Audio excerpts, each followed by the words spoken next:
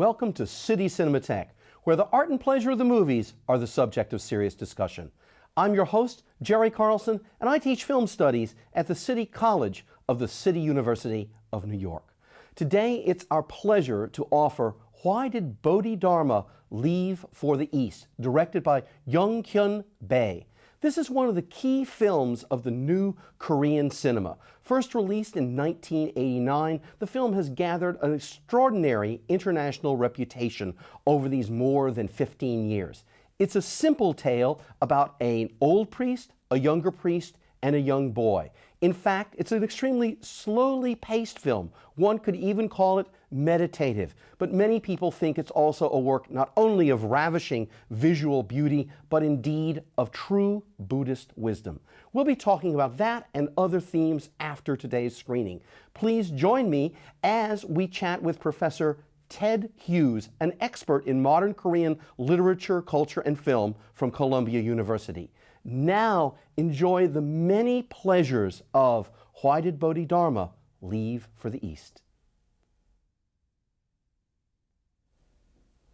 Welcome back to City Cinematheque. I hope you've enjoyed the simplicity, visual magnificence, and some would even say wisdom of the film you've just seen. It's a very, very rich piece, and I'm happy to say that joining us this week to chat about it is Professor Ted Hughes from Columbia University. Ted is a specialist in modern Korean literature, culture, and does some teaching of film as well. Welcome to City Cinematheque, Ted. Oh, well, thank you very much. It's a pleasure to be here. Great, great. So let's just start out with Korea and its place in the world today just for a second. It seems as if we're going through a bit of a Korean boom, at least in our cognizance of Korea as the United States. What do you think about that? Well, it's really very interesting because I think most Americans have a memory of Korea that's associated with the Korean War. And, you know, maybe MASH, right. and maybe some Korean products that they've become familiar with, like Hyundai and Gia, things like this, not necessarily with Korean culture. Right. But I think more and more, especially in the last 5 or 6 years, we're seeing a lot of Korean films distributed in the United States. So we're really seeing the emergence of Korea on a global level, and especially on a cultural level, something that we didn't previously, weren't encountering at all. Right, right. Well, let's talk a little bit about, since we're going to get to the film, but I don't think that the 20th century history of Korea, I think Right. you've hit really the nail on the head that for many Americans, of course, you know, our military engagement, the ongoing division of the country into North and South, has in its own way dominated our notion of what the country is, or perhaps frozen it Right. into one thing. Right. And I think it's worth just reviewing just for a couple of seconds what's happened to Korea Right. in the 20th century. Right. 1910, what happens? Colonialism. Really, Korea's entire entrance into the modern world, which you can say begins, if you want to associate modernity in the modern world with the West, as some people do, with industrialization, with a capitalist economy, and with liberal democracy, all these Western ideas, it really begins in the late 19th century. However, before Korea can really get going independently and autonomously and developing itself in order to compete with the Western powers in the late 19th century, it gets colonized by Japan. And it becomes a protectorate in 1905, and it's annexed in 1910. And the colonial period lasts until 1945. And the end of the colonial period, the Japanese colonial period, coincides with the surrender of Japan, of course, in August of 45.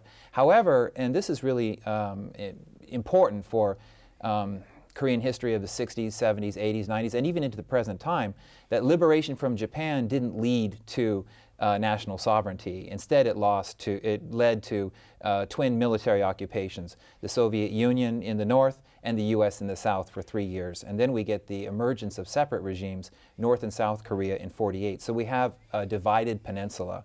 And that's really important for thinking through the history of Korea in the last 50 years, especially because it remains a divided country. Right. And then we have the Korean War from 50 to 53, which really leads to, one of the world's great tragedies. It leads to devastation both in the North and the South. And in the South, and we'll basically be talking about the South today. Right, absolutely. Really, the 50s is a time of malaise, impoverishment, a time of suffering. Economic development under Park Chung-hee really only gets going in the mid to late 60s. The problem with the rapid industrialization and economic development under President Park, who ruled Korea from 1961 to 1979, is that it was accompanied by his authoritarianism. His assassination in 1979 led to another military ruler, Chun Doo-hwan. And following Chun Doo-hwan, and he was forced to step down basically in 1987, which is important for us today because we're talking about a film which is coming just 2 years after that. He's followed by another general, No Tae-woo, he's an elected president. Nevertheless, he's an ex-general and sort of a transitional figure who's associated with the authoritarian regimes of the past. So we don't really get a genuinely civilian government in South Korea until 1992. And the 90s and into the early 2000s have really seen a flowering of democracy in Korea. So that's the kind of transition that we're looking at, from authoritarianism to democracy. And our film is kind of located right at that moment in 1989, right in the midst of it. Well, and you bring up, we can go in a couple of directions here, but one of the things that's interesting to know about the production history of this film is that it is a film that was self-produced by the director, and like so many films, that doesn't show up in the look of the film. The film looks like it was fully financed from day one, whatever. It has a complete whole feel to it. Right. But the production actually took place over almost 5 years, one is told. So that centers this film really, even though it's released in '89, they're working on this film through a big hunk of the 1980s. And characterize just briefly what the '80s were like. I mean, it's the end of the authoritarian regime, but with considerable struggle. Yes, considerable struggle. The 80s really saw the flowering of a very vibrant student movement that was opposed to the authoritarian regime of Chun Doo-hwan. It also saw in addition to the student movement, it also saw a real emergence of a labor movement. And these two factors came together, the students and labor movement, to really force Chun Doo-hwan to step from power in '87. It was in conjunction too with just everyday average people in '87 that really got the ball rolling as far as Chun being forced to step down. So the office workers came out in the streets, for example. And it's important to remember especially that the Chun regime was very harshly authoritarian. It was essentially a police state, and the crackdown on these people in the student movement was really severe. So to see a film like that we've just watched, it's really interesting to think of that film in relation to what was happening in the 80s in terms of this severe authoritarianism, the opposition to it, and indeed in literature and in film, ways of both filmmakers and writers were exploring ways of countering the authoritarian regime, often turning to a kind of leftist nationalism. Okay, but so that's interesting in the context of this film, and we have to introduce the subject of the relationship of this film to Buddhism, or the film to Buddhism, but also the relationship of Buddhism to what Korea is at the moment this film is made, and what the competing ideologies are at that time. Could you give us a little bit of a portrait of that? Because one could come away from this film thinking that all of Korea is Buddhist and yearning to be in a monastery. One definitely could. And Buddhism has a very strong tradition in Korea, going way back to the Shilla dynasty from 600 to 900 AD. It also has a history of repression during the Joseon dynasty from 1392 to 1910, which was really, you can call it a Confucian era, and Buddhism was marginalized, and monks were forbidden to go into the cities. So we have a tradition, of course, of temples located in the mountains, and we see that in our film. And this, of course, is a locus. This is a place where you look to go for seclusion and to seek enlightenment. But it's also, in the Joseon dynasty at least, which was a 500-year period of Korean history, this was the only place really where you could practice Buddhism. So that's another reason why we see this kind of temple set way off into the mountains. Buddhism really in the 20th century starts to spring back to life under Japanese colonialism, believe it or not.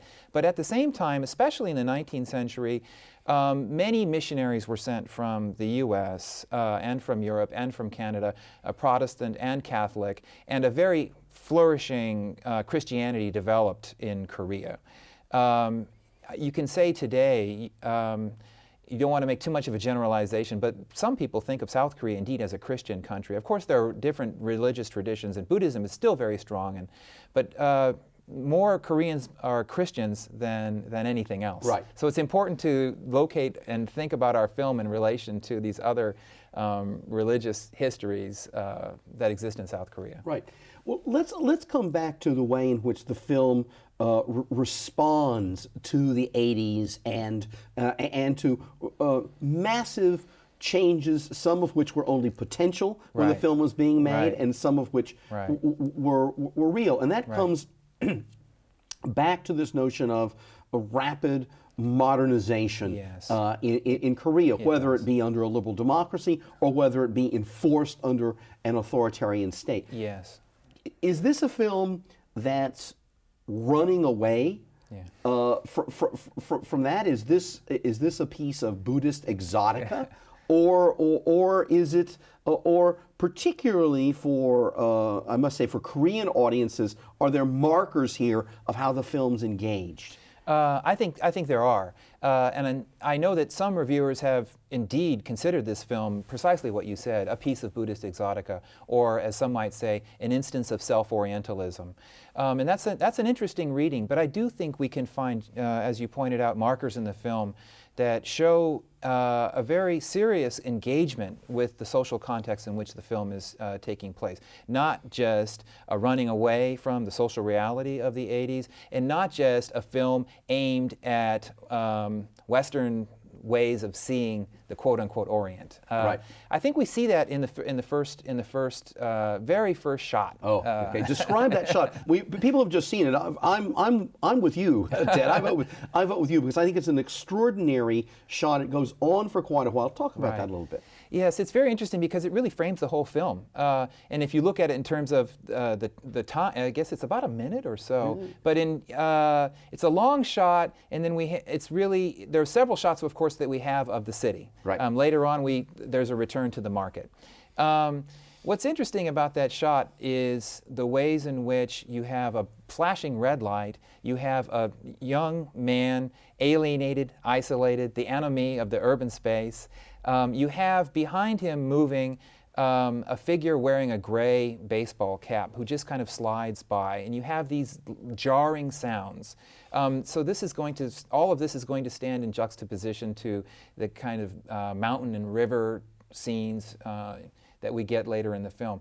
What's interesting about that shot, I think, is that it locates it in the 80s, because my reading of the person who wanders through the background, kind of just slides by, he very well may be a riot policeman. Okay.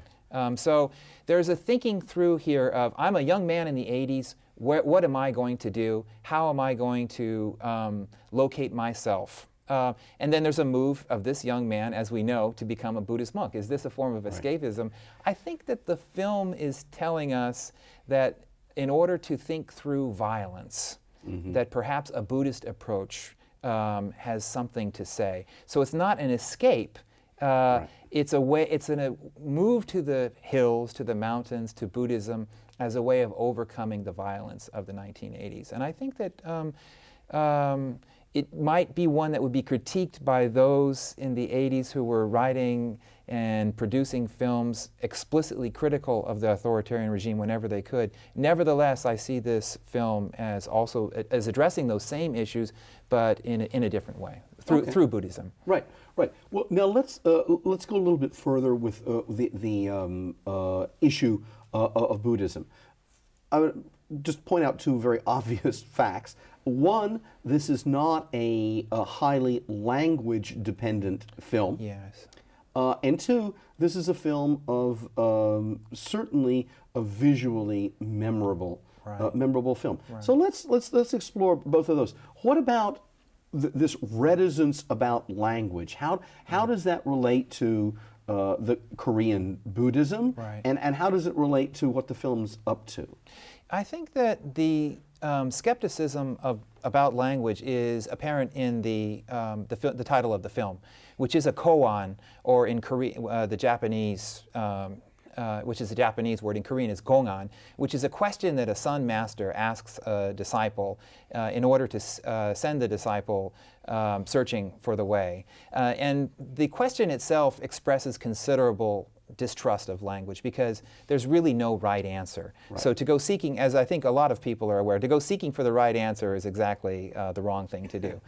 So it's a way of, the questioning is really an attempt to force the disciple to move beyond language, to move beyond the ways in which language produces binary opposites, divisions, reifications, and attachments. These are all things that the Sun Buddhism or Zen Buddhism really attempts to counter through its practice of meditation. So there's a real distrust of language in Zen Buddhism, or in Korean, the pronunciation is Sun for Zen. In Sun Buddhism, that's associated with the gongan or the koan. And I think this film, in its very title, is pointing to that, and also through those long sequences that you mentioned, where there's really no language at all, and we have visual imagery, and some of those visual images, I think, can really be linked to Zen paintings. Okay. And so we have the viewer, as a viewer, you become in a way associated with those younger monks in the film. So everywhere you enter into that, this is one of the strengths of the film, and interesting things about this film is that I think there's a way in which you're watching this film and you enter the temple, you enter the Buddhist space. And it occurs precisely because of that silence. Yes. You quietly move into those scenes, and in the Zen painting tradition, really what's emphasized is simplicity, and it's really linked to this kind of questioning that the Goan activates, and that is to make you question yourself and the ways in which reality is constructed, rather than looking at a painting and saying, well, that's the way that things are, and I need just to learn that, and then I'll achieve enlightenment that way. Instead, it kind of throws you back on yourself and makes you question all of the normative ways of thinking that surround you. Okay, and that certainly one of the ways in which that's offered to us in the film is this notion of nature being something constantly in motion. Yes. In the film. And that includes very significant patterns of the movement of water, by the way, in all kinds of ways. And we have everything from the most languid and most beautiful to the notion of the meditation amid the torrents of water. Yes. I know few films that are as fascinated as we human beings tend to be, by imagery of fire. In this, I mean, according to, how shall I put it, Hollywood protocols of storytelling, we should go away from that funeral pyre about 3 or 4 minutes before we go. we go away. But the film, I like so much what you said. The film invites the spectator into the meditative state to which the young priests themselves are called. I also like what you said, because the question of language, this question of resisting language and the way in which it nails down certain things can be a resistance not only to the proposals made by an authoritarian state about that we know this, but then the counter proposals that are part of what you talk about of a binary opposition of a secular leftism that says, well, I don't believe in your dogma, I have the dogma. And this is, the film seems to be negotiating away from all of that.